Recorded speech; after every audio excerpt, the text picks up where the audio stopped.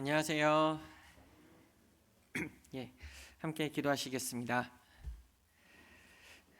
언제나 우리를 사랑하시고 우리와 함께하여 주시는 고마우신 하나님 아버지, 주님의 크신 사랑으로 우리를 구원하여 주시고 주님의 자녀 삼아 주신 것 감사드립니다. 저희가 늘 주님의 사랑을 생각함으로 주님을 더욱 사랑하며 주님을 기쁘시게 하는 자녀로 살아갈 수 있도록 함께하여 주시길 부탁드립니다. 오늘 이 시간 이 자리에 모여 있는 형제 자매님들 늘 주님께서 인도하여 주시고 또한 언제 어디서나 주님을 바라볼 수 있는 신앙을 허락하여 주시길 부탁드립니다. 또한 어느 곳에서든지 늘 주님을 위해 살아가고 있는 많은 분들이 있습니다. 전국에 그리고 전 세계에서 주님을 위해 살아가고 있는 많은 분들에게 주님의 능력을 더하여 주셔서 주님의 복음이 더 많은 사람들에게 전하여질 수 있도록 도와주시기를 부탁드립니다. 특히 내일부터는 대전도 집회가 계획되어 있습니다. 그 집회를 통해서 정말 많은 영혼들이 주님 앞에 나올 수 있도록 함께하여 주시고 우리가 그것을 위해 계속해서 기도하며 전도할 수 있도록 도와주시길 부탁드립니다. 이후에도 계속되는 집회들이 있습니다. 그 시간 가운데 주님께서 함께하여 주심으로 저희가 주님의 복음 전파의 사명 끝까지 다할 수 있도록 도와주시길 부탁드립니다. 이 시간 함께하여 주심으로 우리에게 말씀하시는 그 주님의 말씀을 마음에 새길 수 있도록 도와주시길 부탁드리며 예수님 이름으로 기도드렸습니다. 아멘. 예, 함께 성경 찾겠습니다. 시편 31편입니다. 시편 31편입니다.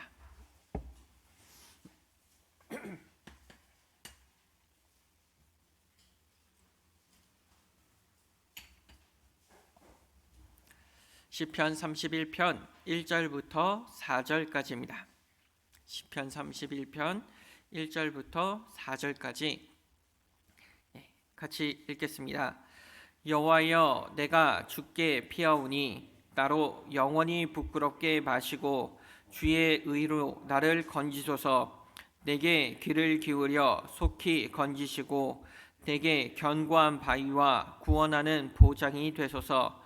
주는 나의 반석과 산성이시니 그러므로 주의 이름을 인하여 나를 인도하시고 지도하소서. 저희가 나를 위하여 비밀히 친 그물에서 빼어내소서. 주는 나의 산성이시니이다. 이 시편 31편은 다윗이 극심한 고난 가운데 환난 중에서 하나님의 도우심을 간구하는 기도의 시입니다. 다윗은 살아가는 가운데 많은 환난을 겪었습니다. 그리고 그 고난을 당하는 중에 자신의 마음을 담아서 하나님께 많은 기도를 했습니다. 그리고 그 기도가 시편으로 많이 남아 있습니다. 환난 중에 있을 때 다윗은 자신이 할 수 있는 것이 아무것도 없다는 것을 알았기 때문에 하나님께 나아가고 하나님께 기도를 했습니다. 그래서 1절에 보면 주께 피하오니 라고 되어 있고 5절에는 주의 손에 부탁하나이다, 6절에는 여호와를 의지하나이다. 이처럼 하나님 도와주세요, 내가 하나님께 갑니다, 하나님을 의지합니다, 이런 문구가 상당히 많이 기록되어 있습니다. 우리도 환난을 만나는 경우가 많이 있습니다. 그때 우리가 해야 되는 환난 가운데 가장 중요한 것, 그리고 나에게 가장 필요하고 먼저 해야 되는 것은 다른 것이 아니라 하나님께 피하는 것입니다. 하나님께 기도하는 것입니다. 그것이면 충분합니다. 내가 하는 것이 아니라 하나님께서 일하실 수 있도록 하나님께 맡기는 것이 필요합니다. 이 다윗은 하나님의 마음에 합한 사람이다라는 평가를 받았습니다. 하나님의 인정을 받았습니다. 하나님께서는 이 다윗을 특별히 귀하게 여기셨습니다.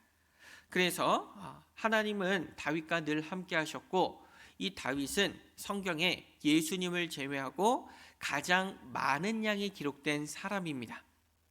그렇게 성경에 하나님께서 많이 기록하신 이유는 다윗이 많은 잘못을 해서가 아니라 그의 삶 가운데 하나님께서 함께 하셨기 때문에, 그것을 우리에게 가르쳐 주시기 위해 이 다윗의 삶을 많이 기록해 주셨습니다. 다윗과 함께 하셨던 하나님께서 지금 우리와도 함께 하시며 인도하고 계시고 우리를 연단하고 계십니다. 그래서 우리는 이 하나님의 주권을 인정하고 나의 모든 것이 하나님께 달려 있다라는 것을 알고 있어야 됩니다. 그것을 인정할 때 우리가 주님을 바라볼 수 있는 그 신앙인의 모습으로서 살아갈 수가 있습니다. 내가 하나님의 주권을 인정하고 하나님을 의지한다고 해서 내 삶이 평탄해지는 것은 아닙니다. 다윗이 하나님을 잘 의지했다고 해서 다윗의 삶 가운데 고난이 없었던 것은 아닙니다.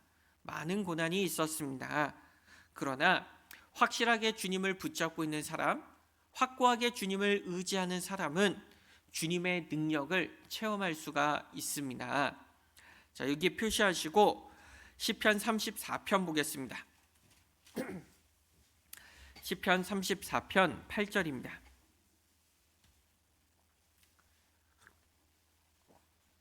시편 34편 8절.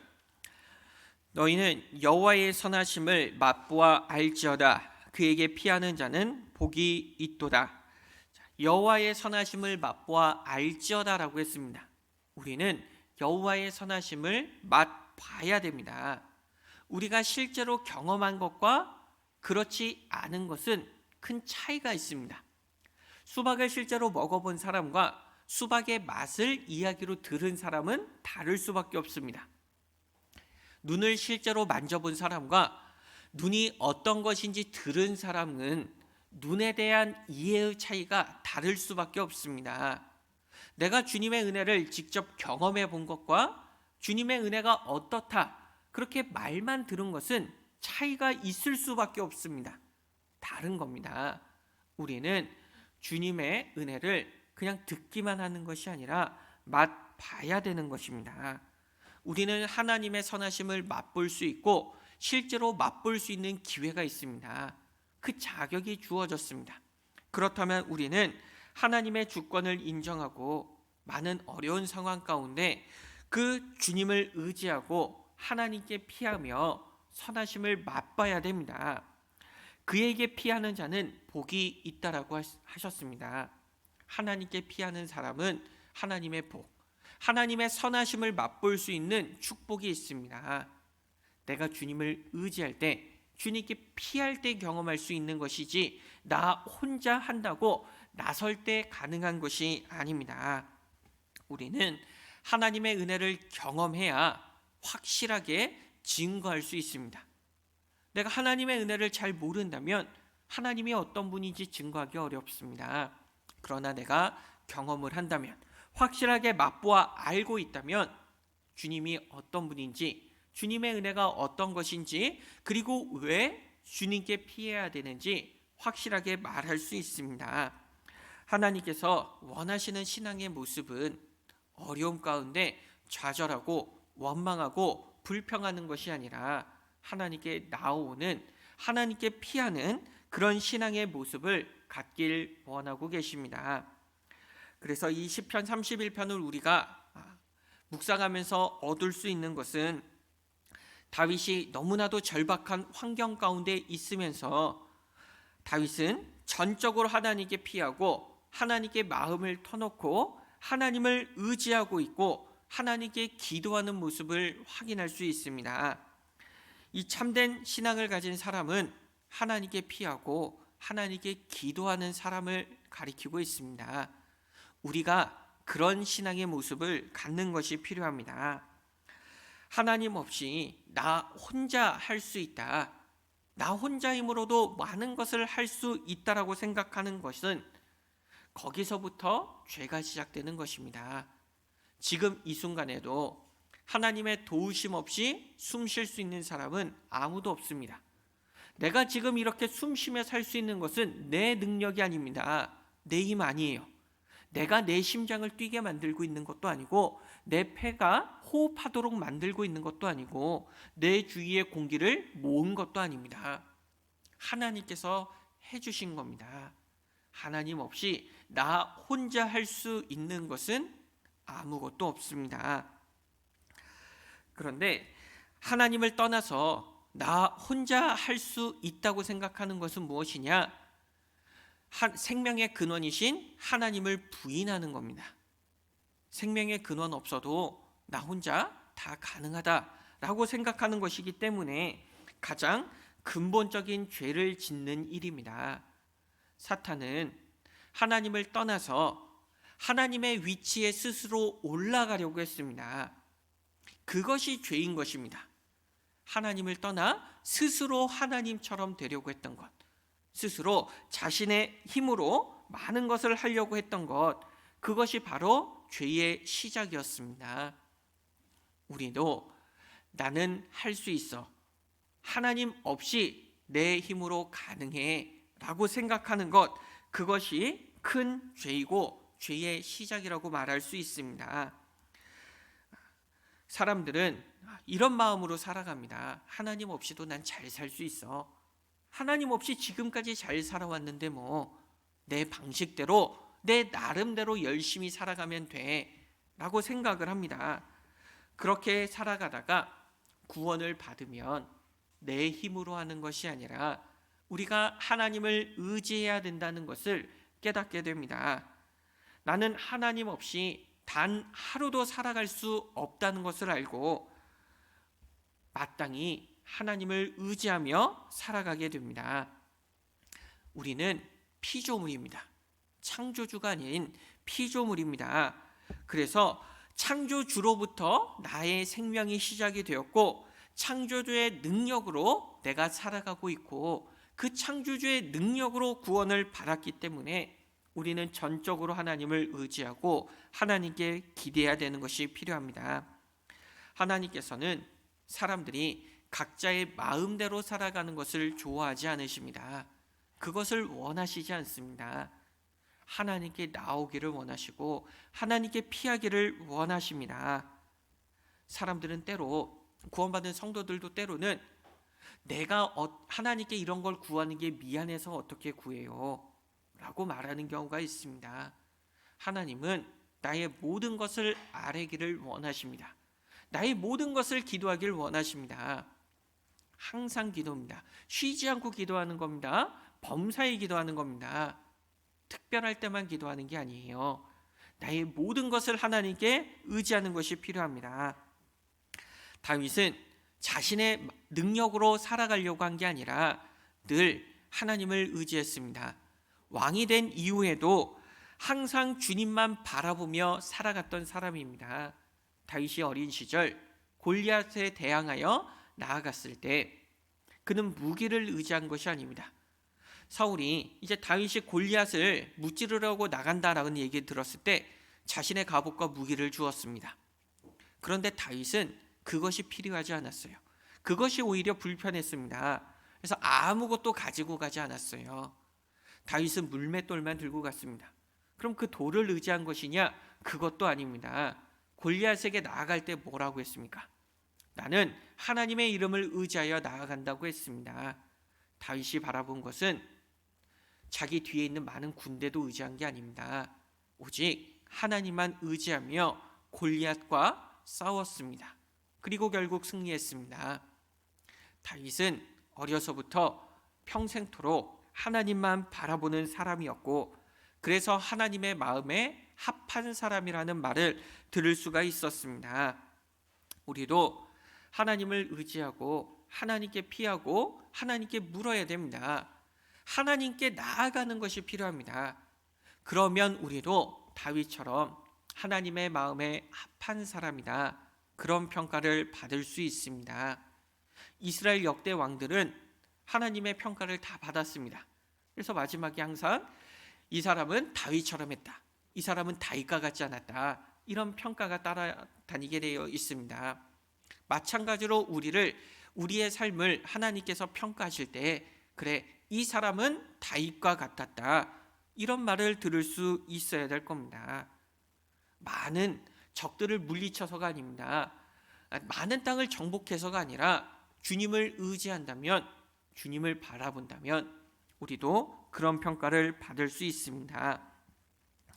사사기에 보면 사사기의 시작은 하나님 여호와께 묻자와 가로되라는 말들이 많이 있습니다. 사사기의 시작은 처음부터 범죄한 것이 아니라 처음의 시작은 하나님께 물으며 행동했습니다. 그런데 시간이 갈수록 어떻게 됐습니까? 자기 소견에 옳은 대로 행했습니다. 그들이 자기 소견에 옳은 대로 행하니까 무엇을 했습니까? 죄를 지었습니다. 자기 소견에 죄를 지으려고가 아니에요. 옳은 대로 한 겁니다. 난 이것이 맞다고 생각하고 한 행동입니다. 이것이 좋은 것이라고 생각했어요. 그런데 그 결과는 죄입니다. 자기 소견에 옳은 대로 행하는 것이 아니라 하나님 소견에 옳은 대로 행했어야 됩니다. 우리는 삶의 많은 부분을 내가 보았을 때 좋은 길로 나아가려고 합니다. 그러나 그 길이 좋은 길이 아니라 죄의 길일 수 있다는 것을 기억해야 됩니다. 내 소견이 아니라 하나님의 뜻을 따라서 살아가는 것이 필요합니다. 자, 하나님을 의지하지 않고서 자신의 지혜, 자신의 수단과 방법을 의지할 때 그들의 삶은 어지러워지고 엉망이 되어버렸습니다. 이방 민족의 괴롭힘을 받게 되었습니다. 우리도 나의 소견에 옳은 대로가 아니라 주님께서 말씀하신 것이 무엇인가 확인하고 그 말씀을 따라가는 것이 필요합니다. 잠언 3장 보겠습니다.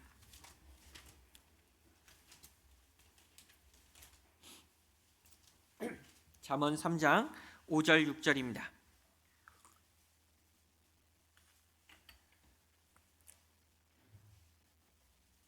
잠언 3장 5절 6절.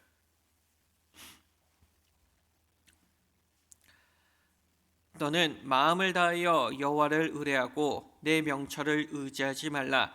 너는 범사의 그를 인정하라. 그리하면 내 길을 지도하시리라. 너는 마음을 다하여 여호와를 의뢰하고 내 명철을 의지하지 말라고 했습니다. 마음을 다해서 주님을 의뢰해야 됩니다. 내 지혜를 의지해서는 안 됩니다. 내가 아무리 많은 지식을 가지고 있고 아무리 많은 경험을 쌓았다라고 하더라도 주님과 비교해 보면 아무것도 아닙니다. 먼지 같은 겁니다. 그런데 우리는 그것을 가지고 내가 많은 것을 아는 양, 내가 많은 경험을 한 것인 양 행동하는 경우가 많이 있습니다. 아니에요. 내가 한 것은 극히 일부분일 뿐입니다. 내가 아무리 많은 지식을 가지고 있어도 이 세상 지식과 비교해 봐도 극히 일부분만 알고 있습니다. 그럼 하나님과 비교하면 어떨 것 같습니까? 보이지도 않습니다. 그런데 마치 내가 엄청난 사람인 것처럼 행동하는 경우가 많습니다. 우리는 내 명철을 의지하는 게 아니라 전능하신 하나님 여호와를 의뢰해야 됩니다. 우리는 때로 어떤 길이 옳은 길인지 어느 길로 나아가야 되는지 모를 때가 많이 있습니다. 모르면 어떻게 해야 됩니까? 물어봐야 됩니다. 잘 아는 사람에게 물어봐야 돼요. 그런데 우리의 인생의 갈림길 앞에서 우리는 묻지 않고 내 마음대로 행동하는 경우가 많이 있습니다. 하나님께 나아가서 물어봐야 돼요. 하나님, 제가 어떻게 하는 것이 옳겠습니까? 이 길이 옳습니까? 저 길이 옳습니까? 아니면 제가 이 자리에서 기다려야 됩니까? 물어봐야 됩니다. 근데 물어보지 않고 그냥 나아갑니다. 나아가다 보니까 앞에 낭떠러지가 있어요. 그제서야 물어보는 경우가 많아요. 하나님, 제가 하나님을 기쁘시게 하기 위해서 열심히 길을 갔는데 왜 이런 길을 놓으셨습니까? 어떻게 하라는 겁니까? 그제서야 하나님을 찾는 경우가 많습니다. 처음부터 물어야죠. 왜 실컷 가다가 막히니까 물어봅니까? 하나님께 우리는 물어봐야 됩니다. 우리는 다윗과 같은 마음으로 항상 하나님을 찾고 하나님께 기대고 하나님께 피해야 됩니다. 우리는 피조물로서 창조주 아래 있는 것입니다. 창조주와 동일한 위치에 있는 게 아니라 그 위에 있는 게 아니라 우리는 아래가 위치해요. 아래에 있으면 어떻게 해야 돼요? 하나님의 말씀을 잘 듣고 그 말씀을 따라가는 것이 맞습니다. 그것이 마땅한 질서입니다. 그런데 그 질서가 무너지고 있는 거예요. 하나님께서 말씀하셨는데도 그건 좀 아닌 것 같은데, 이거 말고도 더 좋은 방법이 있는 것 같은데, 그런 경우가 많습니다. 하나님은 이 세상 가운데서도 많은 질서를 세워 놓으셨습니다. 그래서 성경에 보면 아내들아 남편들아, 그리고 자녀들아 아비들아, 종들아 상전들아, 백성들아 왕들아 라고 하면서 질서가 있다라는 것, 위와 아래가 있다라는 것을 분명히 가르쳐 주셨습니다. 그런데 말세가 다가올수록 이러한 관계들이 점점 무너지고 있습니다. 뒤죽박죽 되고 있어요. 어지러워지고 있습니다. 그러면서 점점 죄가 많아지게 되어 있습니다. 무엇이 옳은 것인지 무엇이 맞는 것인지 모르고 그냥 내가 좋은 대로 내 마음대로 하니까 많은 죄가 생겨지게 됩니다. 요즘 부모와 자녀의 관계가 뒤집혀 있습니다. 부모가 자녀에게 함부로 훈육할 수 없는 시대가 되어버렸어요. 학교에서도 마찬가지죠. 요즘 그런 기사들이 많이 나옵니다. 어제가 스승의 날이어서 그런 것 같은데 교권이 무너지고 있다. 아이들이 선생님을 우습게 보는 그런 일들이 점점 많아지고 있습니다. 남편과 아내의 관계도 성경에서 말씀하시는 것과 다른 모습으로 흘러가고 있습니다.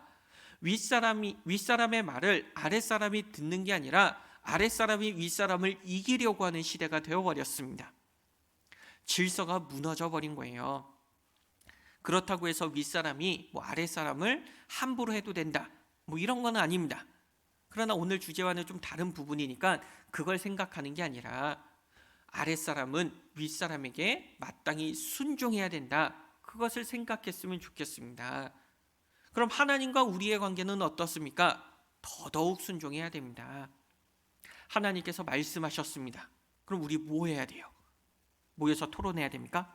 하나님이 이렇게 말씀하셨어. 그럼 과연 이대로 갈 것이냐? 아니면 다른 방법을 선택할 것이냐? 토론해야 됩니까? 아니죠. 말씀하시면 그냥 하면 되는 겁니다.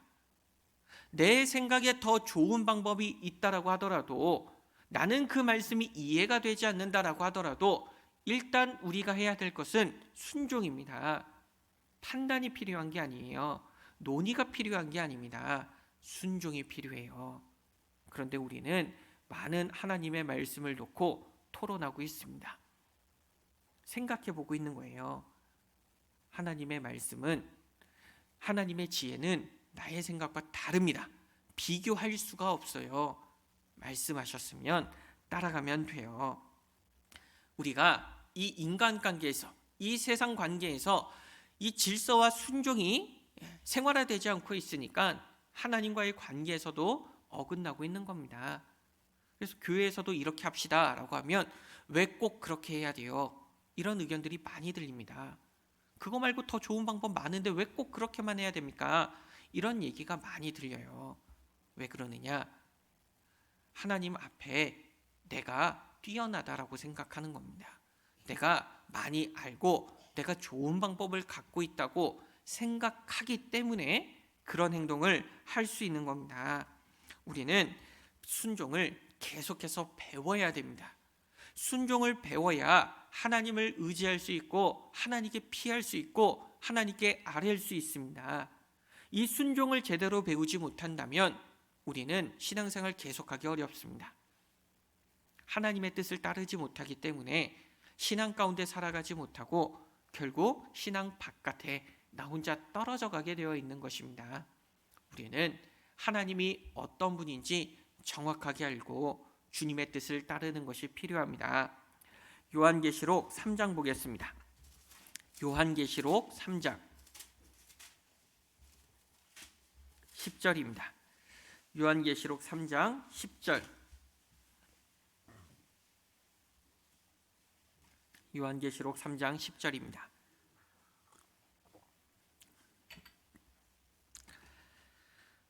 내가 나의 인내의 말씀을 지켰은즉 내가 또한 너를 지키어 시험의 때를 면하게 하리니 이는 장차 온 세상에 임하여 땅에 거하는 자들을 시험할 때라. 나의 인내의 말씀을 지켰은즉 내가 또한 너를 지키어입니다. 내가 하나님의 말씀을 지키면 하나님께서 우리를 지켜주시는 겁니다. 내가 하나님의 말씀을 지키지 않는다면 하나님의 보호하심을 기대하기는 어렵습니다. 하나님은 순종이 제사보다 낫다라고 하셨어요. 순종이 제사보다 나은 겁니다. 우리가 주님께 순종하는 건 매우 중요한 일이에요. 내가 주님께 무언가를 드리는 것보다 더 중요한 것이, 더 좋은 것이 순종입니다. 우리가 주님을 기쁘시게 하는 가장 좋은 방법은 하나님의 말씀을 따르는 가운데 하나님을 의지하는 겁니다. 그것을 가장 기뻐하시는 거예요. 왜냐하면 하나님을 의지하고 하나님을 따르는 것은 하나님을 하나님으로 인정할 때 가능한 겁니다. 자, 하나님을 하나님으로 인정하지 않으니까 하나님께 의지하지 않는 겁니다. 하나님께 구하지도 않고 하나님의 말씀에 순종하지도 않습니다. 우리는 살아가면서 무언가를 의지할 때가 많습니다. 근데 의지를 할 때 나보다 약한 것을 의지합니까? 아니면 나보다 강한 것을 의지합니까? 우리는 마땅히 강한 것을 의지합니다. 약한 것은 의지하지 않아요. 강한 대상을 의지하는 겁니다. 그럼 내가 하나님을 의지하지 않는다. 왜 의지하지 않는 겁니까? 하나님이 나보다 강하다는 것을 인정하지 않기 때문에 의지 못하는 겁니다. 하나님을 하나님으로 인정하지 않았기 때문에 하나님을 바라보지 못하고 있습니다. 우리는 하나님을 의지해야 됩니다. 하나님은 모든 능력에 뛰어난 창조주이십니다. 전지전능하신 분이에요.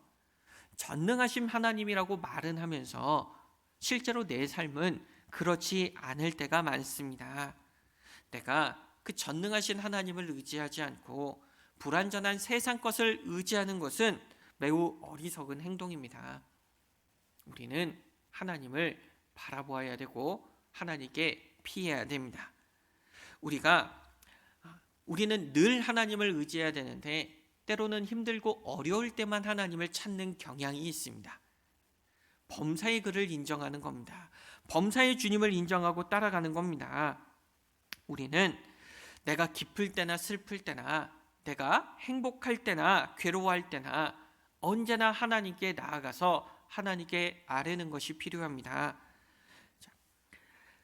나에게 필요할 때만 찾는 게 아니라 우리에게 늘 하나님이 필요합니다. 애굽에는 나일강이 흐릅니다.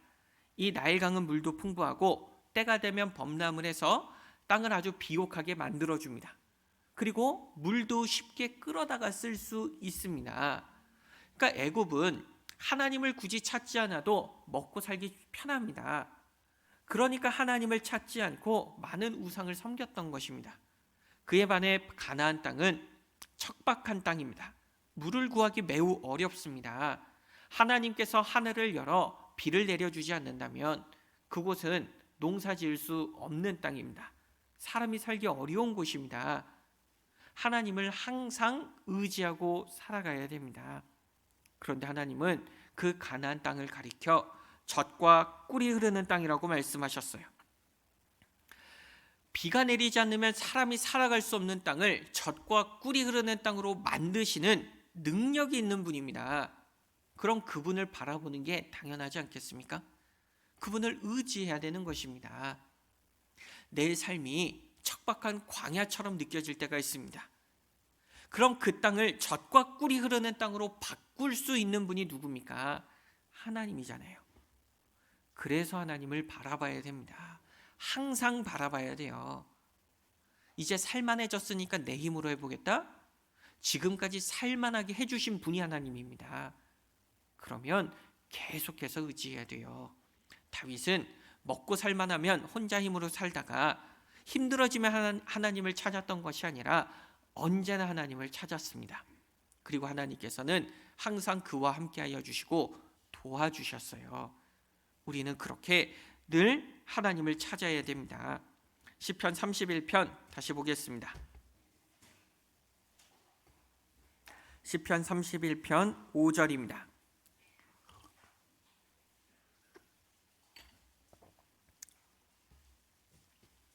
시편 31편 5절. 내가 나의 영을 주의 손에 부탁하나이다. 진리의 하나님 여호와여 나를 구속하셨나이다.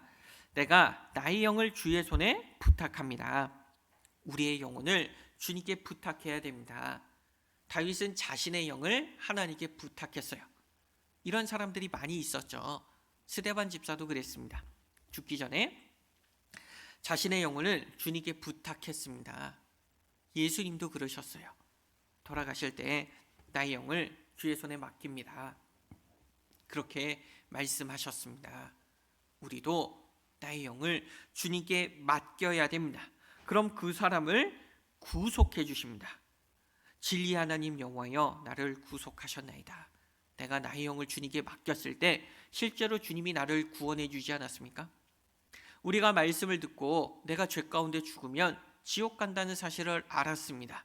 그때 어떻게 했습니까? 내 힘으로 지옥에서 벗어나려고 발버둥 쳤습니까? 아니죠. 주님께 맡겼습니다. 주님께 맡기니까 주님께서 나를 구원해 주셨어요.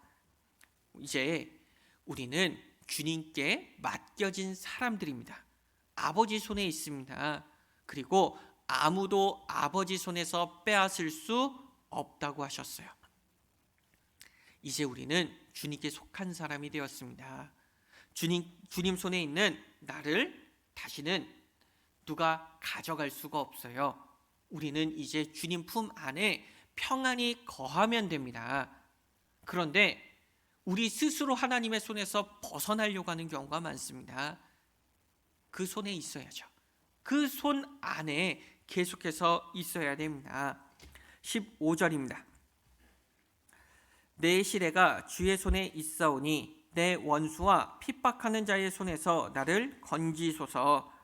우리는 주님의 손에 나의 영혼을 맡겼고 이제 우리의 모든 순간은 주님의 손 위에 있습니다. 주의 손 위에 나의 모든 삶이 놓여 있고 주님은 나를 손 위에 올려놓고 바라보고 계십니다. 손 위에 나의 모든 순간들을 다 놓고 보고 계시면 나의 앞에 어떤 일들이 있을지 다 알고 계십니다. 우리가 그 손을 벗어날 수 있는 방법이 있습니까? 못 벗어납니다. 뛰어봤자 부처님 손바닥 아니다 라는 말이 있습니다. 어디서 나온 거냐면 이제 서유기라는 책에 손오공이 나옵니다.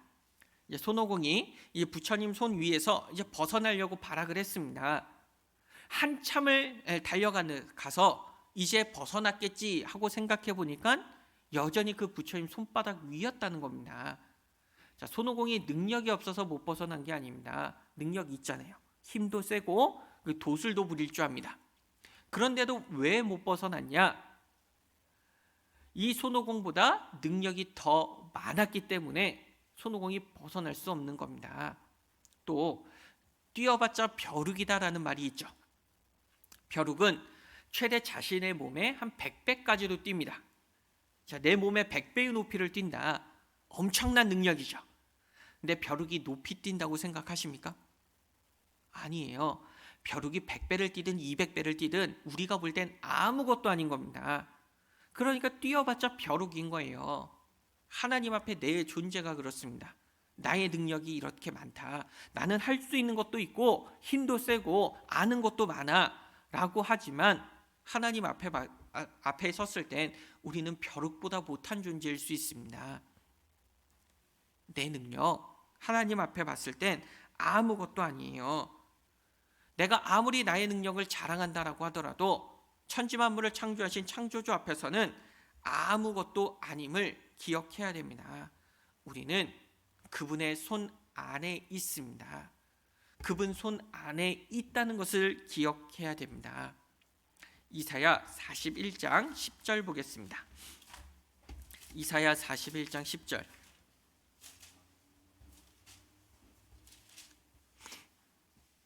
이사야 41장 10절입니다.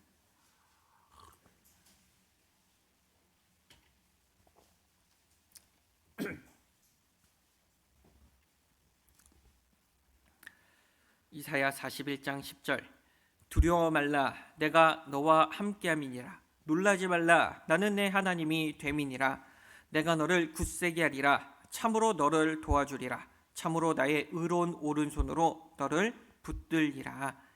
자, 많은 분들이 좋아하는 말씀 그리고 암송하고 있는 말씀입니다. 그렇죠? 네, 몇 분은 좋아하시네요. 오전에 할 때는 아무도 반응을 안 하시더라고요. 네, 그래도 여기 있는 분 지금 오후에 오신 분들은 좀 암송도 하고 그러신 것 같습니다. 자, 이 말씀을 왜 좋아하고 암송을 많이 하냐?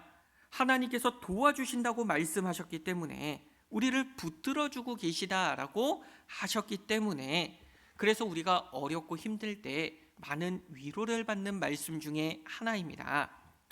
자, 하나님께서 우리에게 두려워하지도 말고 놀라지도 말라라고 말씀하셨어요. 왜 그렇게 말씀하셨습니까? 하나님께서 우리를 붙잡고 계시기 때문입니다.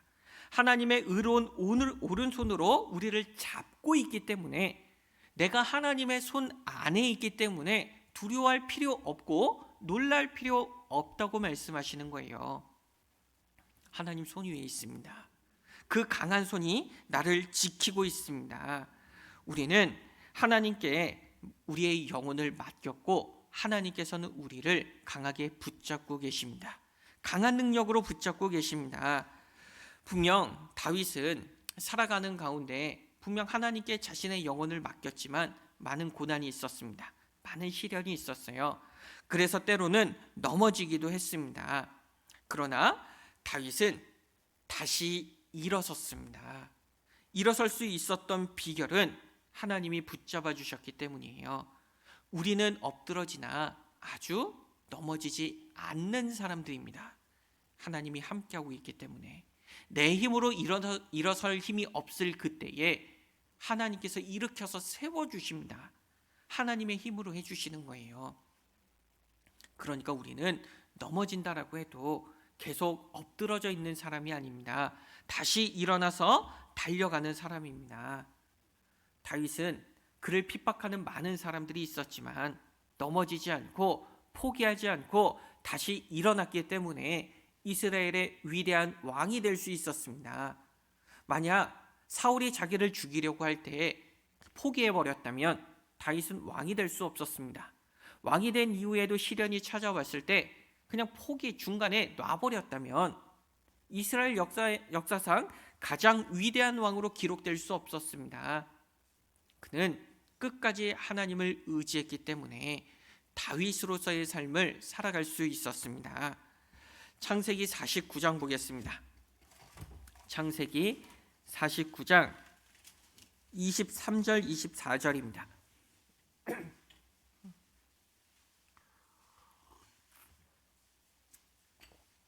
창세기 49장 23절 24절입니다.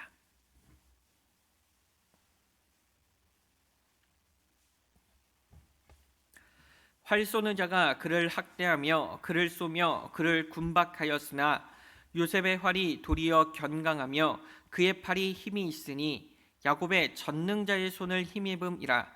그로부터 이스라엘의 반석인 목자가 나도다. 자, 요셉의 삶에 대해서 하나님께서 말씀하시는 겁니다. 자, 요셉은 하나님을 의지하는 사람이었고 하나님께서는 요셉에게 꿈으로 그가 많은 사람을 다스리는 위치에 올라갈 것임을 보여주셨습니다. 그런데 그의 삶은 그렇지 않았죠.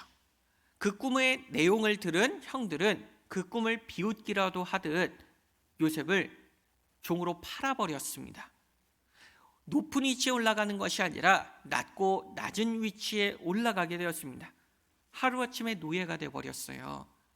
그런데 그보다 더 낮은 곳까지 하나님은 내려가게 했습니다. 내려갔어요. 억울한 누명을 쓰고 감옥에 갇히기까지 했습니다. 더 이상 낮아질 데가 없어 보였는데 더 낮아지는 거예요. 이게 바로 23절의 내용입니다. 활 쏘는 자가 그를 학대하며 그를 쏘며 그를 군박하였으나 활을 맞고 정말 죽어가는 모습처럼 보이게 된 것입니다. 24절에 어떻게 되어 있습니까? 요셉의 활이 도리어 견강하며 그의 팔이 힘이 있으니 요셉이 오히려 더 강하다라고 했습니다. 결국은 하나님께서 보여주신 대로 높은 위치에 올라갔습니다. 애굽의 총리가 되어서 많은 사람을 다스리게 되었습니다. 다른 사람들이 그 요셉을 핍박했을지라도 하나님께서는 요셉을 이렇게 세워주셨습니다. 요셉이 그렇게 될 수 있는 비결이 요셉이 능력이 있어서가 아닙니다. 요셉이 지혜로워서가 아니에요. 보면 야곱의 전능자의 손을 힘입음이라 하나님의 손을 힘입었기 때문에 요셉이 강한 힘을 가질 수 있었던 것입니다. 요셉은 계속해서 하나님을 바라보고 하나님을 의지했습니다. 그래서 많은 사람들이 요셉을 핍박했을지라도 더 강한 손이 그를 지켜주었기 때문에 그는 하나님의 뜻대로 높은 위치에 올라갈 수 있었던 것입니다. 이후에 이제 이스라엘 백성들이 애굽을 떠나 가나안 땅에 들어가려고 했을 때 이제 바로가 강한 손으로 그들을 막았습니다. 애굽 땅을 벗어나지 못하도록 막았습니다. 그러나 더 강한 하나님께서 10가지 재앙을 통해 그 애굽 땅을 벗어날 수 있게 해주셨습니다. 그리고 그의 앞에 홍해바다와 뒤에 애굽 군대가 쫓아와서 그들의 생명이 위협을 받을 때 하나님의 강한 손이 그들을 도와주셔서 무사히 그 홍해바다를 건널 수 있도록 해주셨습니다. 아무리 강한 군대가 와서 하나님의 백성을 치려고 할지라도 더 강한 하나님의 손이 그들을 붙잡고 있기 때문에 아무도 하나님의 손을 뚫을 수는 없습니다. 많은 사람이 나를 해하려고 합니다. 많은 사람이 나를 미워합니다. 내가 핍박을 받고 있어요. 그래도 상관없습니다. 왜? 더 강한 하나님이 나를 지키고 있기 때문입니다. 누가 우리를 건드릴 수 있습니까? 못 건드려요. 하나님께서 나와 함께하고 계심을 믿으면 됩니다. 하나님께서는 참새 한 마리도 하나님의 허락 없이는 떨어지지 않는다라고 하셨어요. 들의 풀도 먹이고 입히신다고 말씀하셨습니다. 그런데 우리를 그냥 가만히 보고 계시겠습니까? 우리를 지켜주십니다. 우리의 모든 필요 다 채워주고 계시고 우리를 인도하고 계십니다. 우리는 항상 하나님의 주권 아래 있다는 사실을 기억하십시오. 내가 그 사실을 믿는다면 어떤 상황에서도 흔들리지 않을 수 있습니다. 내가 굳건한 믿음을 가질 수 있습니다. 나무가 튼튼히 서 있을 수 있는 비결이 무엇입니까? 나무에게 힘이 있어서가 아닙니다. 나무가 땅의 뿌리를 굳건히 내리고 있고 그 땅이 튼튼하기 때문에 나무가 서 있을 수 있습니다. 나무가 서 있으면서 내가 잘났다고 생각하지 않습니다. 땅의 힘이 있기 때문에 나무가 서 있습니다. 내가 굳건한 믿음이 될 수 있는 이유가 무엇입니까? 하나님이 나와 함께 계시기 때문입니다. 하나님 위에 나의 믿음이 서 있기 때문에 내가 흔들리지 않을 수 있습니다. 하나님을 의지해야 되는 이유입니다. 시편 31편 다시 보겠습니다.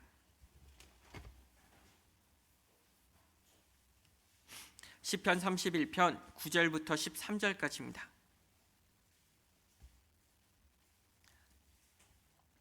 시편 31편 9절부터 13절.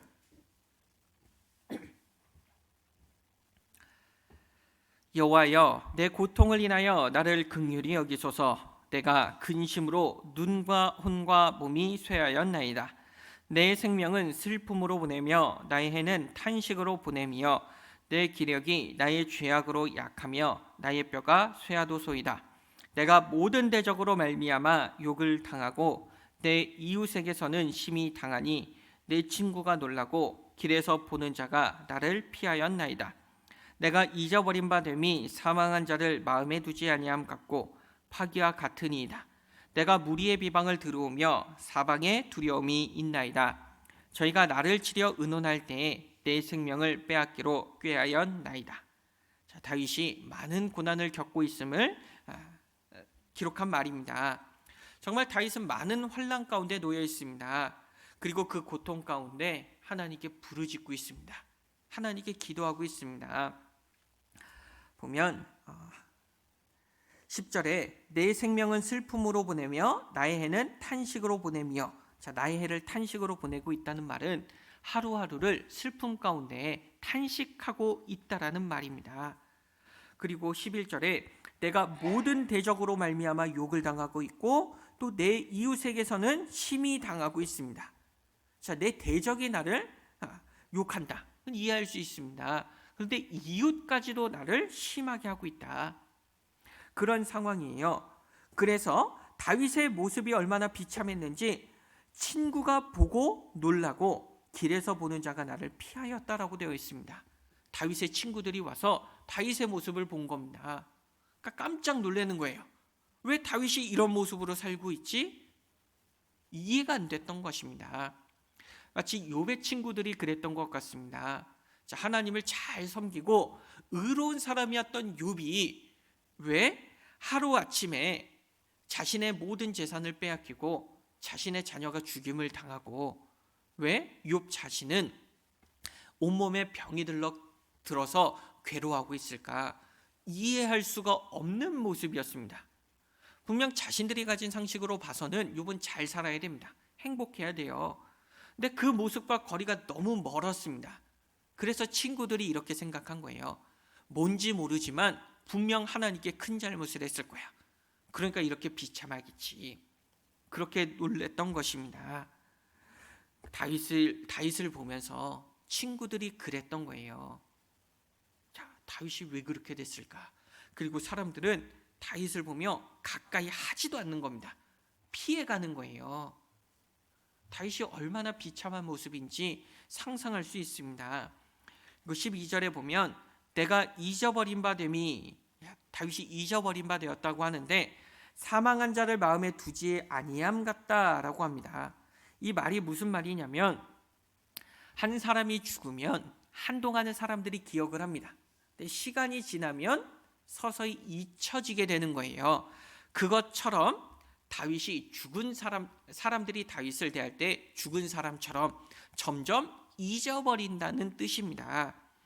다윗의 인생은 이미 끝났다.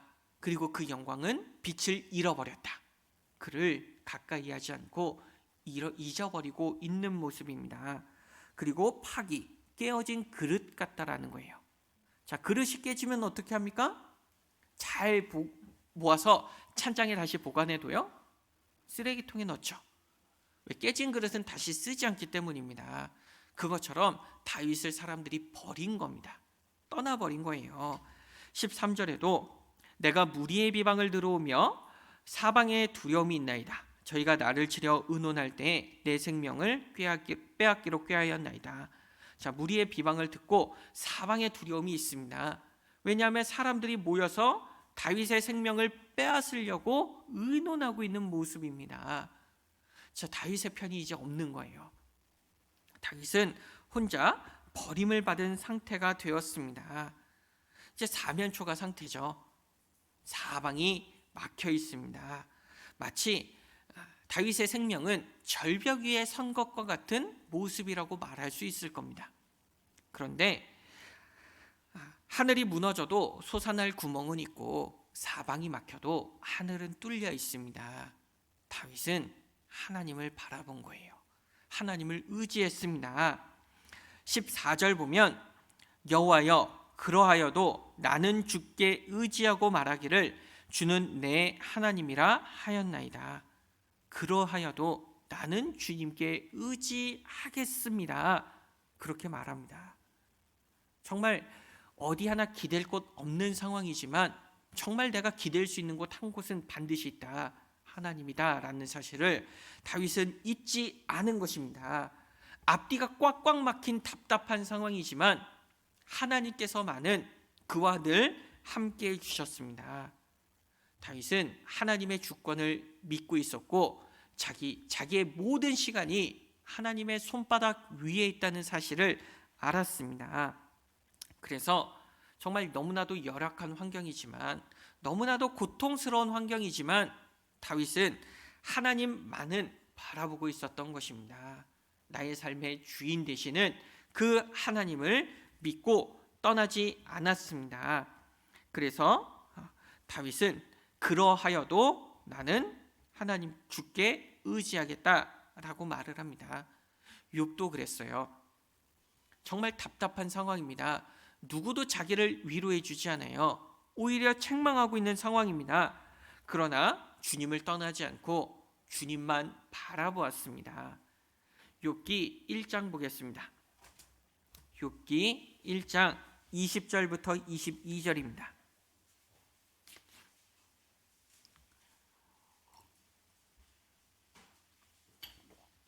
욥기 1장 20절부터 22절입니다.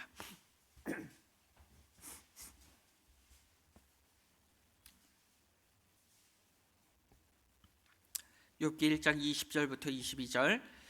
욥이 일어나 겉옷을 찢고 머리털을 밀고 땅에 엎드려 경배하여 가로되 내가 모태에서 적신이 나왔사온즉 또한 적신이 그리로 돌아가올지라. 주신 자도 여호와시오 취하신 자도 여호와시오니 여호와의 이름이 찬송을 받으실지니이다 하고 이 모든 일에 욥이 범죄하지 아니하고 하나님을 향하여 어리석게 원망하지 아니하니라. 욥은 겉옷을 찢고 머리털을 밀고 땅에 엎드려 있습니다. 이 모습은 정말 욥이 너무나도 마음이 아프다라는 것을 보여주는 모습입니다. 너무 마음이 아프니까 옷을 찢어버리고 머리털을 밀어버립니다. 옷을 찢은 것까지는 이해가 되는데 머리까지 밀어버리는 거예요. 내가 이만큼 고통스럽고 괴롭다, 너무 슬프다라는 모습을 보여주고 있습니다. 그런데 욥은 모든 것을 잃어버린 상황, 자신의 자녀들까지 잃어버린 상황이지만 하나님을 원망하지 않고 하나님을 의지하고 있습니다. 보면 땅에 엎드려서 무엇을 합니까? 경배하고 있습니다. 하나님을 찾는데 원망할 만도 하지 않아요. 하나님 왜 그러셨습니까? 왜 내가 무엇을 잘못했다고 나의 재산 다 뺏어가시고 내 자녀들까지도 데려가십니까? 원망할 만한 상황이지만 아니에요. 하나님을 경배하고 있습니다. 왜냐? 자신의 삶의 근원이 어디에 있는지 알고 있는 겁니다. 내가 모태에서 적신이 나왔사온즉 또한 적신이 그리로 돌아가올지라. 내가 엄마 뱃속에서 벌거벗고 나오지 않았냐? 벌거벗고 아무것도 없이 주님께 가는 것 당연하다. 주신 자도 여호와시고 취하신 자도 여호와시다. 어차피 내가 가지고 있던 모든 것 내 노력으로 얻은 게 아니라 하나님께서 주신 것이고 하나님께서 다시 가져가신 것인데 내가 하나님 원망할 이유가 무엇이냐? 난 하나님만 바라보겠다. 하나님을 도리어 찬양하겠다라고 말을 하고 있습니다. 욥은 어리석게 원망하지 않았습니다. 하나님 앞에 죄를 짓지 않았어요. 22절에 이 모든 일에 욥이 범죄하지 아니하고예요. 죄를 안 지었습니다. 죄가 무엇이었냐면 하나님을 향하여 어리석게 원망하는 것, 그것이 죄였는데 욥은 원망하지 않았습니다. 하나님 찬양한 거예요. 나에게 어려운 순간 올 수 있습니다. 그러나 우리가 그때 해야 되는 것은 무엇이냐면 하나님 찬양하는 겁니다. 하나님을 바라보는 거예요. 어차피 다 하나님 거예요. 내 것이었다고 생각하기 때문에 아까워 보이는 겁니다. 내 것이 아닌 것을 인정한다면 하나님 찬양할 수 있습니다. 욥기 13장 보겠습니다. 13장 15절입니다. 욥기 13장 15절.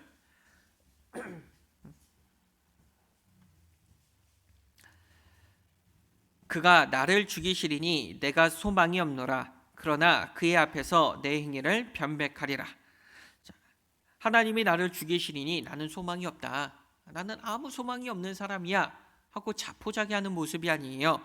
이 세상에 소망이 없다는 겁니다. 하나님께서 나를 죽이신다고 해도 어차피 나는 이 세상에 소망이 있는 사람 아니야. 나는 상관없어. 나는 하나님만 바라보겠다.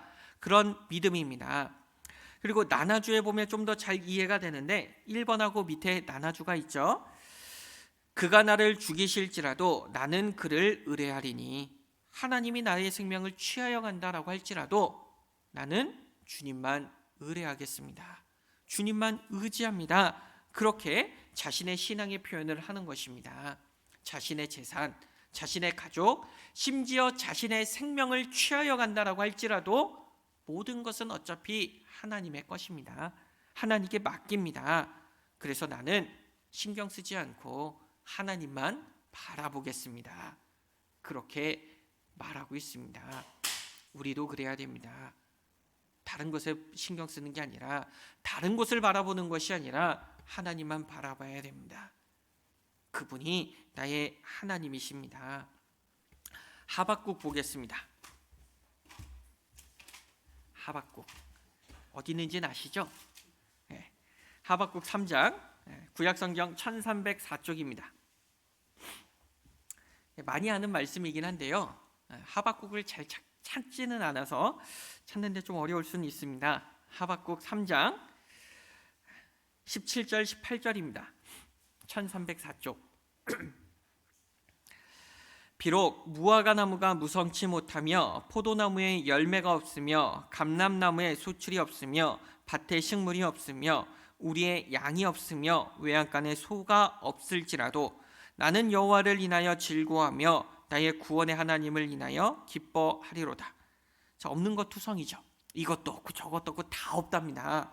자, 무화과 나무가 무성치 못하고 포도나무에는 열매가 없고 감람나무에 소출이 없고 밭에 식물이 없고 우리의 양이 없고 외양간에 소가 없는 상황입니다. 있어야 될 자리에 있을 게 없는 거예요. 엉뚱한 데 가서 찾고 있는 거 아니잖아요. 포도나무 가서 무화과나무 열매 거두려고 한 겁니까? 아니면 밭에 가서 양이 있나 없나 살펴본 겁니까? 아니잖아요. 있어야 될 자리에 가서 찾은 겁니다. 근데 그게 없는 거예요. 아무것도 없습니다. 그때 하박국 선지자는 무엇이라고 말을 합니까? 하나님, 왜 나는 없습니까? 원망하는 게 아니죠. 나는 여호와를 인하여 즐거워하며 기뻐한다라고 말을 합니다. 하나님을 바라보았기 때문에 아무것도 없지만 기뻐하고 즐거워할 수 있습니다. 왜냐하면 모든 것이 하나님의 섭리 가운데 이루어진 일이고, 그리고 하나님 여호와가 나의 구원자이시기 때문입니다. 나의 구원의 하나님을 인하여 기뻐하리로다. 구원의 하나님이 계시기 때문에 나는 기뻐할 수 있다라고 말하고 있습니다. 하나님께서 무엇인가를 해주셨기 때문에 내가 기뻐하는 게 아니라, 하나님은 나의 하나님이시기 때문에 내가 기뻐하는 겁니다. 우리는 하나님을 인정할 수 있어야 됩니다. 하나님을 인정한다면, 그렇다면 우리는 어떠한 상황 가운데서도 하나님을 바라보고 기뻐할 수 있습니다. 다니엘과 세 친구들을 생각해 보십시오. 이 다니엘과 세 친구들은 어려서 포로로 끌려갔습니다. 바벨론의 포로로 끌려가서 그곳에서 하나님만을 섬기겠다라는 결심을 하고 그 결심을 지켰습니다. 자신의 믿음을 지켰어요. 믿음을 지켰기 때문에 아무런 어려움이 없었던 것이 아니라 그들의 믿음을 꺾기 위한 많은 시험들이 있었습니다.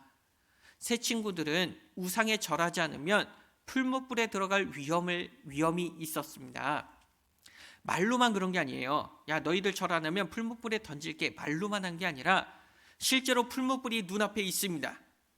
지금 당장이라도 자기들을 삼킬 것처럼 활활 타오르고 있습니다. 그때도 그들은 하나님만을 의지했습니다. 하나님만 바라보았어요. 하나님께서 우리를 건져 주실 거다, 우리를 지켜 주실 거다. 그리 아니하실지라도 우리는 하나님을 떠날 수 없다, 하나님만 섬기겠다. 그들의 믿음을 지켰습니다. 그리고 다니엘도 계속해서 하나님을 섬긴다면 사자굴에 던져 넣어진다는 소식을 들었습니다. 알고 있어요. 그럼에도 불구하고 계속 기도했습니다. 하나님만 섬겼어요. 하나님만 의지했습니다. 하나님께서 그를 지켜주셨어요. 그들이 그런 위협 속에서도 그들의 믿음을 지킬 수 있는 비결이 무엇이었겠습니까? 하나님이 어떤 분인지 알고 있었기 때문입니다. 그 풀무불보다 더 뜨거운 지옥을 만드실 수 있는 분이라는 걸 알고 있었기 때문에, 그것을 믿었기 때문에 그 다니엘과 친구들은 끝까지 믿음을 지켰던 것입니다. 시편 31편 14절 다시 보겠습니다.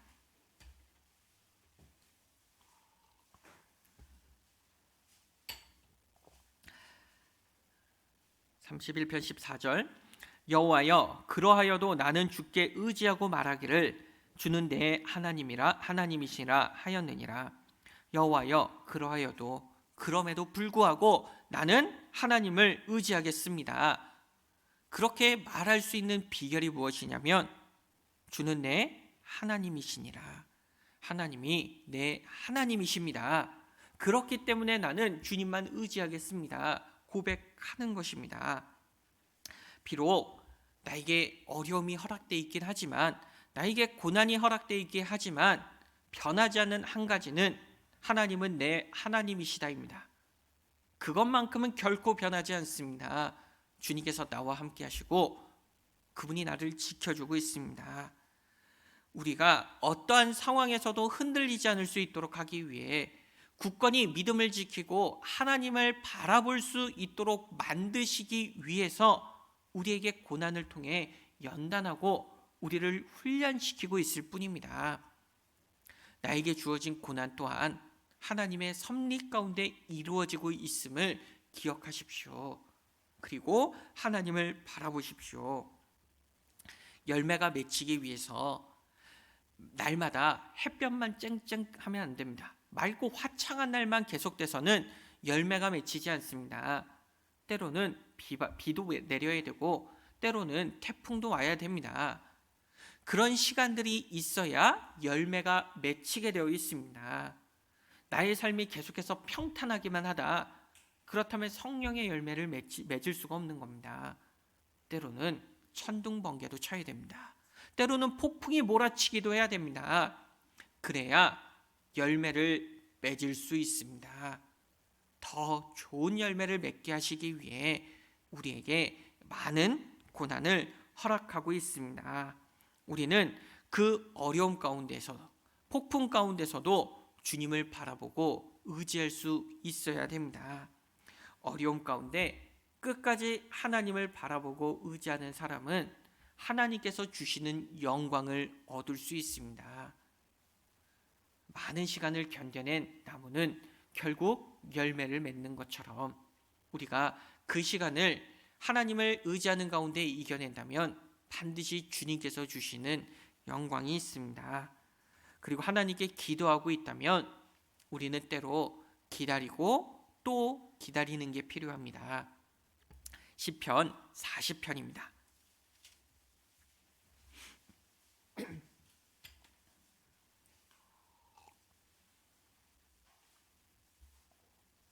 시편 40편 1절입니다. 시편 40편 1절 내가 여호와를 기다리고 기다렸더니 귀를 기울이사 나의 부르짖음을 들으셨도다. 자, 내가 기다리고 있다면 하나님께서는 내 기도를 들으시고 응답해 주십니다. 정말 내가 하나님을 믿고 있다면 하나님께서 도와주실 때까지 기다리고 있으면 되는 것입니다. 자, 하나님께 기도는 하는데 내가 만약 기다리지 못한다면 하나님께서 일하시기 전에 내가 먼저 일하게 됩니다. 그러면 하나님의 능력을 경험할 수 있는 기회가 사라지게 됩니다. 하나님께서는 최선의 때에 최선의 방법으로 일하십니다. 내가 생각하는 최선의 때가 아니라 하나님의 최선의 때입니다. 가장 좋은 시간에 일하시는 겁니다. 그러니까 때로는 하나님의 최선의 때가 내가 생각한 시간과 달라 기다리지 못하는 경우가 많이 있습니다. 기다려야 돼요. 하나님께서 일하실 때까지, 하나님께서 능력을 베푸실 때까지 기다려야 됩니다. 기다리고 또 기다린다면 적절한 때가 되었을 때 하나님께서 역사하십니다. 내가 해야 될 것은 하나님께 부르짖으며 기다리는 겁니다. 내가 하려고 나서는 게 아니라 하나님께서 하실 때까지 기다려야 됩니다. 자, 한나는 자녀를 낳기를 간절히 원했습니다. 그래서 자녀를 달라고 하나님께 계속해서 기도했어요. 그리고 분인나가 자기는 자녀를 낳았는데 한나는 자녀를 못 낳았기 때문에 계속 한나를 무시하고 핍박하고 괴롭혔습니다. 그런 괴로움 가운데 한나가 할 수 있는 것은 딱 하나입니다. 하나님께 기도하고 기다리는 것밖에 없어요. 계속 간절하게 기도하면서 기다렸을 때 한나가 얻은 것은 무엇입니까? 사무엘을 얻었어요. 하나님께서 최선의 때에 최선의 방법으로 가장 좋은 것을 주셨습니다. 자, 내 아이가 하나님을 섬기는 사무엘이 되었다. 얼마나 영광스럽고 기쁜 일입니까? 누구에게나 주어지는 그런 영광이 아닙니다. 그런데 한나가 그 영광을 누릴 수 있었던 비결은 하나님께 기도하며 기다렸기 때문입니다. 만약 한나가 기도하다가 안 주시니까 야, 하나님은 안 들어주실 건가 보다 포기했다면 어떻게 됐겠습니까? 그럼 사무엘은 다른 사람을 통해 나왔을 겁니다. 계속해서 기도하며 기다리는 것이 필요합니다. 아직 때가 되지 않았기 때문에 안 주시는 거예요. 하나님께서 내 기도를 안 들으시는 것도 아니고 듣고 모른 척 하시는 것도 아닙니다. 계속해서 듣고 계세요. 듣고 계시면서 때가 되면 주시기 위해 여호와의 선하심을 베풀어 주기 위해 기다리고 있습니다. 우리는 여호와의 선하심을 맛보기 위해서 기다려야 됩니다. 선하심을 맛보기 위해서 기다리는 거예요. 음식을 먹기 위해서, 음식을 맛보기 위해선 음식이 준비될 때까지 기다려야 됩니다. 기다리지 못하고 그냥 음식 재료 하나하나 집어 먹으면 음식의 맛이 안 나요. 기다려야 되는 거예요. 우물에서 숭늉을 찾을 수는 없는 일입니다. 때가 될 때까지 우리는 기다리는 그 신앙이 필요합니다. 우리가 인내하고 기다린다면 주님의 선하심을 경험할 수 있고 그 경험을 통해 우리의 신앙이 더욱 성장할 수 있게 됩니다. 다윗은 여호와의 선하심을 믿고 있었기 때문에 계속해서 기다렸고 결국은 그 선하심들을 맛보았고 그의 신앙은 더욱 굳건해질 수 있었습니다. 시편 31편 19절 보겠습니다. 시편 31편 19절입니다.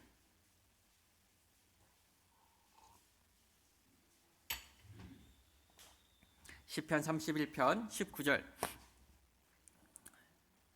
주를 두려워하는 자를 위하여 쌓아두신 은혜, 곧 인생 앞에서 주께 피하는 자를 위하여 베푸신 은혜가 어찌 그리 큰지요. 자, 다윗은 하나님께서 자기를 위해 쌓아두신 은혜도 보았고 그리고 베푸신 은혜도 보았습니다. 그렇기 때문에 하나님을 믿고 의지하는 가운데 하나님을 찬양할 수 있었습니다.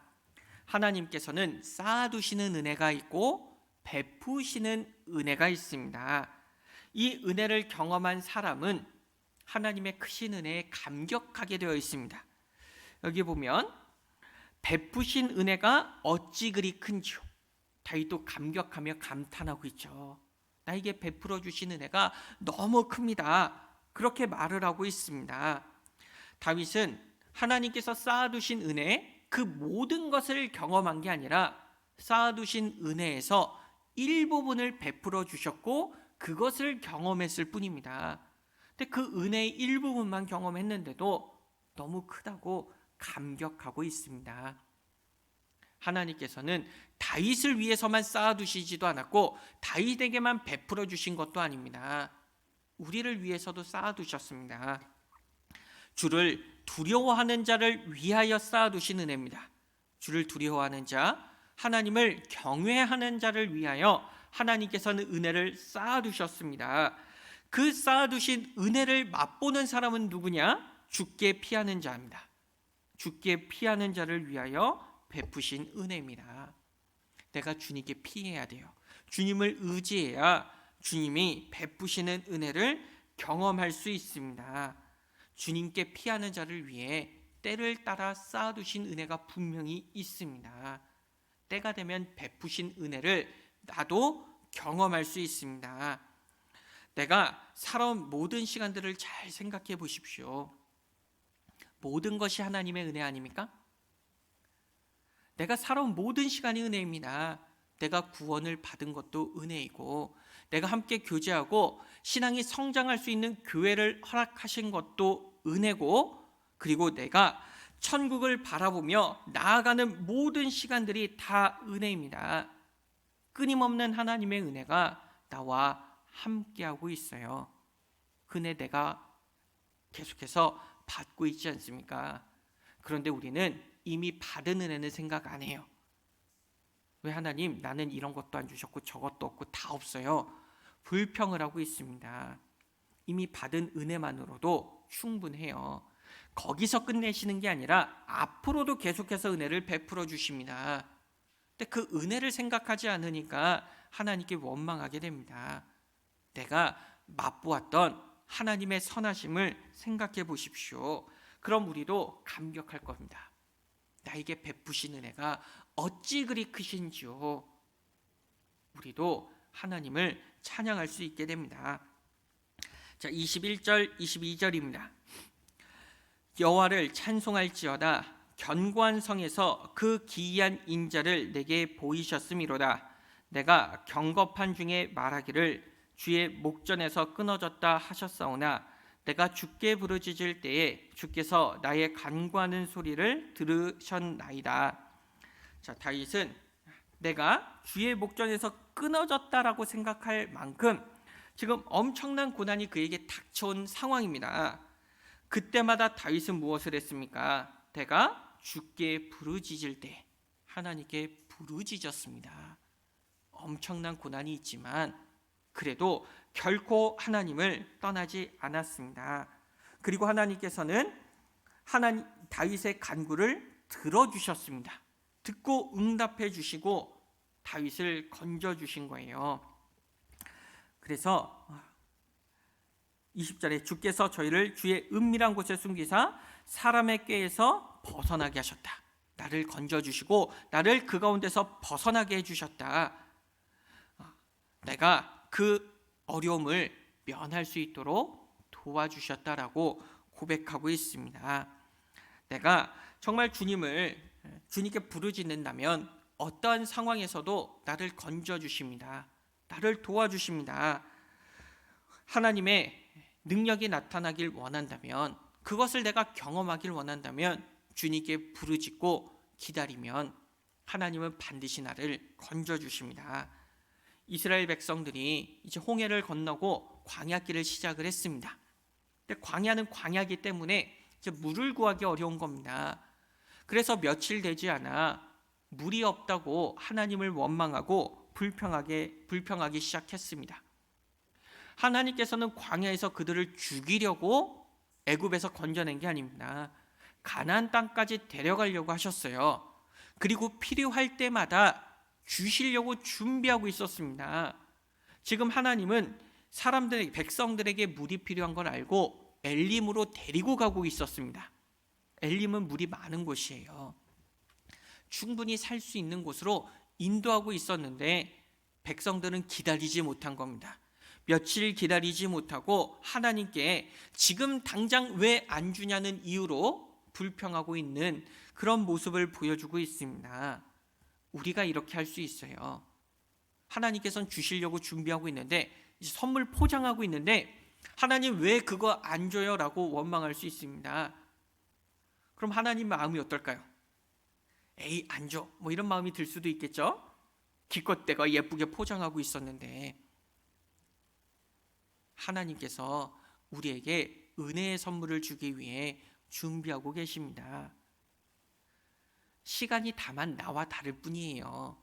그럼 우리는 계속 기다리면 됩니다. 하나님께서는 사랑하는 사람을 위해 준비해 주시는 겁니다. 나를 사랑하시는 마음을 담아서 모든 것을 준비하고 계십니다. 내가 앞으로 어떤 고난을 당하게 될 건지 다 알고 계십니다. 그렇기 때문에 그 고난을 이길 수 있는 힘을 준비해 주셨고, 만약 그 고난을 내가 감당할 수 없다라고 생각한다면 피할 수 있는 길까지 주셨어요. 감당할 수 있는 힘, 피할 길 다 준비해 놓으셨습니다. 때에 따라 적절하게 해 놓으셨어요. 그럼 우리는 무엇을 하면 돼요?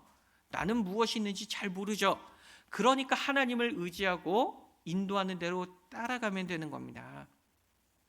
내가 잘났다고 내 마음대로 하는 게 아니라 하나님의 손에 모든 것을 맡깁니다 라는 말을 가지고 고백을 하며 따라가면 됩니다. 시편 66편 20절 보겠습니다.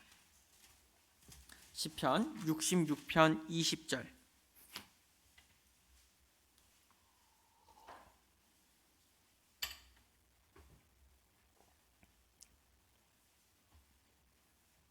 시편 66편 20절. 하나님을 찬송하리로다. 저가 내 기도를 물리치지 아니하시고 그 인자하심을 내게서 거두지도 아니하셨도다. 하나님께서는 내 기도를 물리치신 적 없습니다. 내 기도 다 들으셨어요. 그리고 하나님의 인자하심을 나에게서 거두어 가신 적도 없으십니다. 늘 나와 함께 하시며 늘 나를 지켜주셨고 하나님의 인자하심으로 나를 두르고 계십니다. 그러니까 우리는 하나님께 아뢰고 하나님께 부르짖으면 돼요. 다른 거 할 거 없잖아요. 어차피 할 수 있는 것도 없습니다. 주님밖에 없어요. 나의 도움이신 주님께 나아가면 됩니다. 능력의 하나님께서 나와 함께 하신다고 약속하셨고 나를 지키신다라고 약속하셨습니다. 하나님의 약속이잖아요. 사람의 약속 아닙니다. 제가 드린 약속 아니죠? 제가 해봤자 별로 힘도 없어요. 하나님의 약속이잖아요. 천지를 창조한 창조주, 전지전능하신 하나님의 약속이 나를 지켜주시겠다는 약속입니다. 찬양 중에 난 약속을 했다라는 제목의 찬양이 있습니다. 가사가 난 약속을 했다 함께 한다고 너 바다 끝을 나를 때 너 폭풍 속을 지날 때 난 약속을 했다 함께 한다고 난 이 약속을 한 번도 잊어본 적이 없단다. 뭐 이런 찬양이 있습니다. 하나님께서 약속해 주셨어요.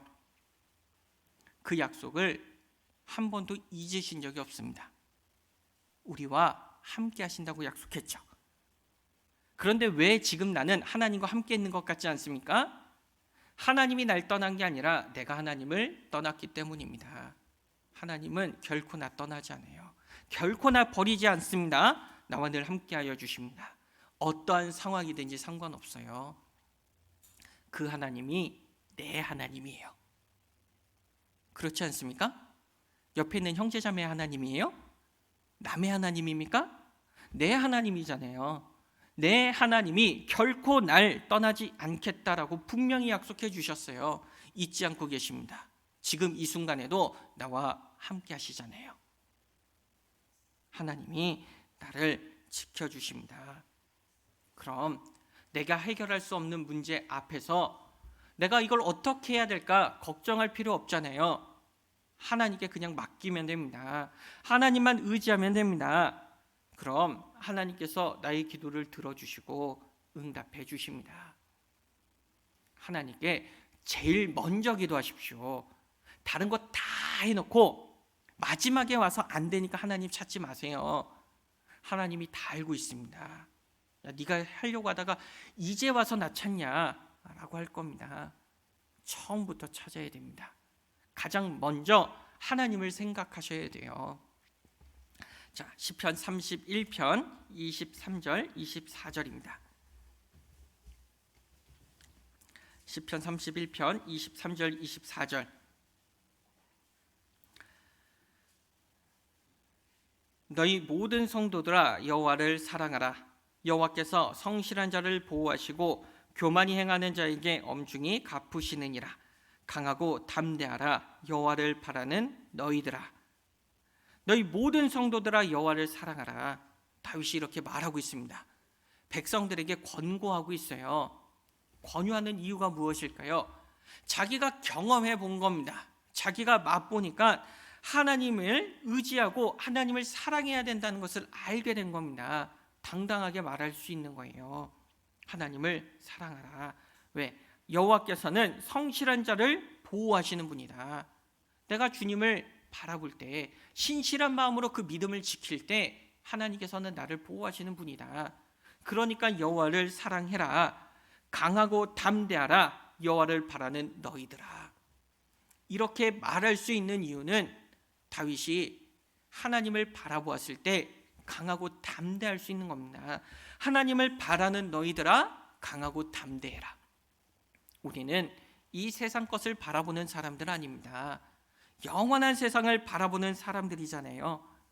하나님을 바라보는 것, 영원한 천국을 바라보고 있는 사람들입니다. 그래서 내 앞에 어떠한 장애물이 오더라도 두려워할 이유가 없습니다. 담대하면 돼요. 하나님이 나와 함께 있기 때문에, 하나님이 나를 지켜주고 보호하고 계시기 때문에 우리는 늘 강하고 담대한 마음으로 나아가면 됩니다. 우리가 전도할 때 미움도 받고 핍박도 받아요. 그래도 걱정할 필요 없습니다. 왜? 주님이 나와 함께 하시며 지켜주시고 계십니다. 걱정할 이유 있습니까? 두려워할 이유가 없어요. 우리는 영원한 세계를 바라보고 있는 사람들이에요. 하나님을 바라보고 있는 사람들입니다. 자, 내가 아무리 천국에 대해서 잘 상상을 한다라고 할지라도 천국은 그보다 더 아름답고, 천국은 그보다 더 좋고, 천국은 그보다 더 행복한 곳입니다. 내가 아무리 상상을 해도 천국을 온전히 상상할 수 없는 곳이에요. 그런 것을 우리는 바라보고 있습니다. 이 세상에서 잠깐 주어지는 고난 때문에 괴로워할 이유가 없는 사람들입니다. 우리는 모든 일에 있어서 늘 주님을 바라보며 강하고 담대하게 살아가야 됩니다. 하나님께서는 이 시편 31편을 통해서 우리가 다윗과 같은 신앙을 갖기를 원하고 계십니다. 그래서 이 31편을 통해 다윗이 정말 어려운 상황이지만 그때마다 주님께 피하고 주님을 의지했던 그 믿음을 닮아야 됩니다. 우리는 피조물로서 전적으로 창조주를 의지하는 신앙을 가져야 됩니다. 주님께 기도하고 아뢰는 신앙, 주님께 매달리는 신앙을 가져야 됩니다. 그리고 주님께서 말씀하셨다면 그 말씀에 순종하는 신앙을 가져야 됩니다. 우리는 나의 영혼을 주님께 의탁했고 주님께서는 우리를 구원해 주셨습니다. 우리의 구원자이십니다. 나의 하나님이 나를 구원해 주셨어요. 그 하나님을 바라보고 있습니다. 때로는 우리가 주님을 의지하면서 살고는 있지만 나에게 고난이 주어질 수도 있습니다. 그러나 그 고난까지도 하나님의 손 위에 있다는 사실을 기억하십시오. 하나님의 계획 가운데 이루어지고 있는 일입니다. 그 고난을 통해 나를 연단하셔서 더 굳건한 신앙의 사람으로 세우시기 위해서 허락하시는 일들입니다. 그 고난만 바라봄으로 괴로워하지 마십시오. 그 고난 뒤편에 있는 하나님의 섭리를 생각해 보십시오. 어떤 상황에서도 태풍이 몰아치고 천둥번개가 치는 상황 가운데서도 하나님은 나를 지켜주고 계십니다. 나와 함께하고 계십니다. 내가 그 속에서 참고 견딘다면 더 좋은 것을 얻어낼 수가 있습니다. 내가 하나님의 선하심을